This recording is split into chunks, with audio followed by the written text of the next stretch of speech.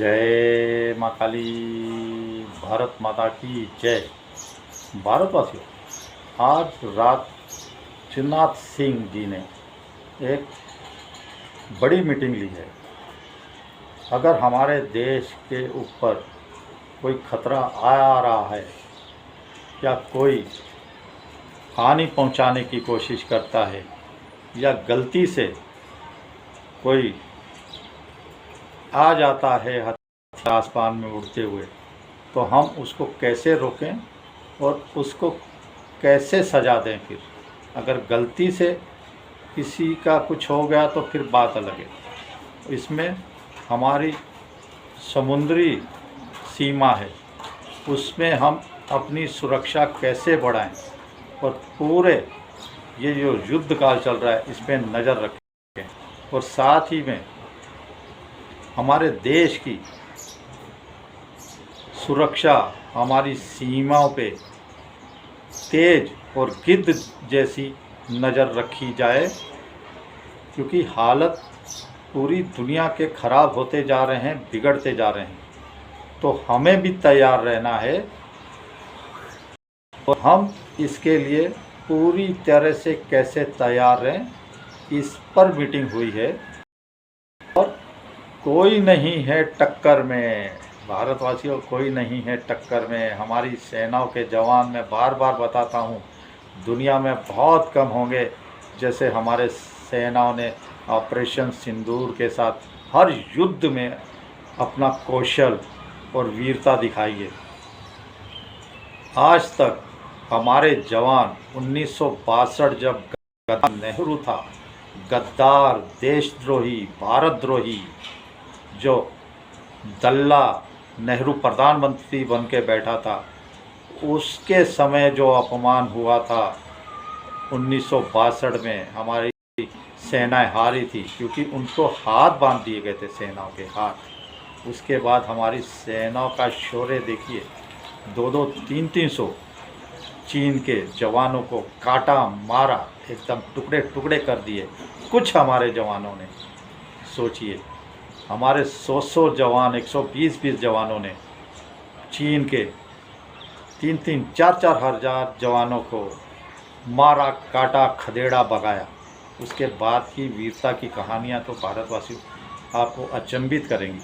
चलिए, अब जो आया है इसके ऊपर रक्षा मंत्रालय का, उसमें देखिए हमारे CDS जो थे अनिल चौहान जी, army chief Upendra Trivedi ji, navy chief जो हमारे थे दिनेश के त्रिपाठी जी, और इसी के साथ air chief marshal Amarpreet Singh ji, और साथ में DRDO के चीफ, DRDO के प्रमुख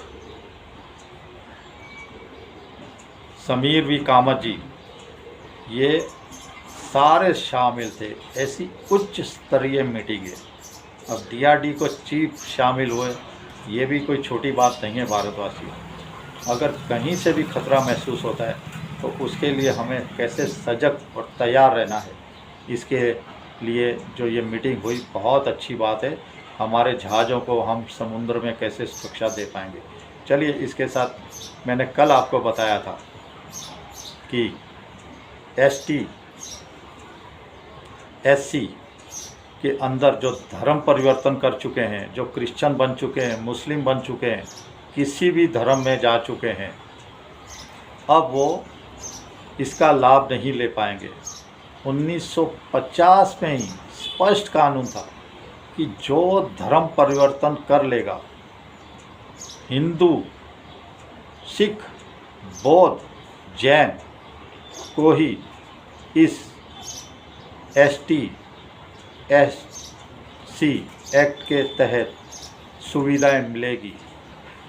और कोई भी अगर उसमें से धर्म परिवर्तन कर लेता है तो वो ऑटोमेटिक हिंदू धर्म से बाहर हो गया, सिख धर्म से बाहर हो गया, बौद्ध धर्म से बाहर हो गया, जैन धर्म से बाहर हो गया।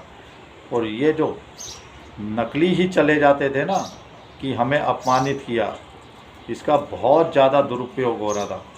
बेमतलब से कोई छोटा मोटा झगड़ा हो गया, अरे हम ST हैं, SC हैं, हमें इसने गाली दे दी या उल्टा सीधा कह दिया, बे मतलब से झूठी ही रिपोर्ट लिखा दी। सच्ची है तो ठीक है, चलो तुम्हारे को सुरक्षा प्रदान की गई है उसके लिए, लेकिन इनको पैसा मिलता था इसके लिए।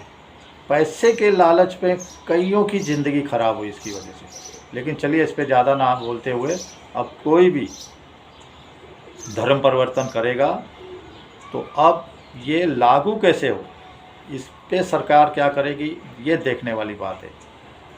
तीसरी भारतवासियों को खुशखबरी आई है, यूसीसी जो उत्तराखंड ने लागू किया था, अब दूसरा राज्य बन गया है गुजरात, यूसीसी लागू करने वाला प्रदेश राज्य। अब गुजरात में बहुमत से इसको पास कर दिया है और कांग्रेस छटपटाती बाहर निकली है। मुसलमानों पे बहुत अच्छा अत्याचार हो रहा है, मुसलमानों से धोखा हो रहा है, ये नहीं होना चाहिए। अब यूसीसी क्या है पता है ना आपको, हर किसी के लिए एक कानून। अब कोई भी शादी कराएगा रजिस्टर करानी पड़ेगी। अगर मुझे तलाक लेना है हिंदू को तो कोर्ट के जरिए जाते हैं हम, कोर्ट के जरिए अपनी मर्ज़ी से मुसलमान तलाक लेते हैं। अब अपनी मर्ज़ी से कोई भी मुसलमान तलाक नहीं ले पाएगा, कोई भी 4 शादी नहीं कर पाएगा, कोई भी अनगिनत बच्चे पैदा नहीं कर पाएगा। अगर पैदा बच्चे करेगा, इसका अभी प्रावधान नहीं है, तो मेरा मानना है अगर 3 से ज़्यादा बच्चे हो गए तो इनका वोट का अधिकार के साथ सारे अधिकार छीन लेने चाहिए। वोट का अधिकार सबसे पहले छीनो, सबसे पहले वोट का अधिकार छीनो, उसके बाद इनके सारे अधिकार छीन लो। जो भारत के कानून से ऊपर उठकर बात करता है, तो ये कांग्रेस को चुभ गया। कांग्रेस ने कहा मुसलमानों के लिए बहुत बड़ा जुर्म हो रहा है, ये मुसलमानों के ऊपर अत्याचार है। कांग्रेस पार्टी मुस्लिम पार्टी है और मुसलमान मतलब कांग्रेस पार्टी है, ये तो सुना ही है ना, तो इसका दुखड़ा तो जायज़ है। और ये अब अपनी मर्ज़ी से तलाक ले ही नहीं पाएंगे। तो ये एक अच्छा कानून यूसीसी गुजरात में लागू हो गया है। अब दूसरे एक राज्य में लागू होगा, उसके बाद केंद्र सरकार देखेगी क्या क्या कमी रह गई, फिर केंद्र में एक साथ पूरे राज्य में ये लागू होगा। 2029 से पहले लागू होगा भारतवासियों। और इसी के साथ 33% जो आरक्षण महिलाओं को देना था, तो उसमें दिक्कत आ रही थी, वो 29 में भी सरकार नहीं दे पा रही थी। इसके लिए संसद में कानून लाया जा रहा है कि इसी समय से हम इसको लागू कर दें, क्योंकि संसद की और राज्यसभा की सीटें भी आपको बढ़ने वाली है।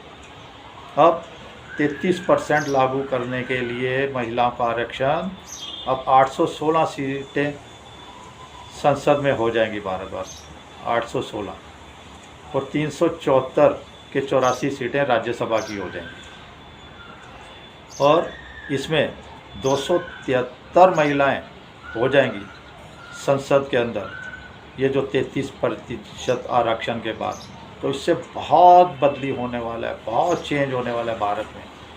तो महिलाएं ज़्यादा करके तो अच्छा ही काम करती हैं, मैं कह रहा हूँ 95% महिलाएं अच्छा काम करती है। तो ये महिलाओं के चढ़ाव के लिए, उनके जोश के लिए, उनको आगे बढ़ाने के लिए ये एक बहुत अच्छा कदम है। चलिए आगे क्या होता है देखते हैं।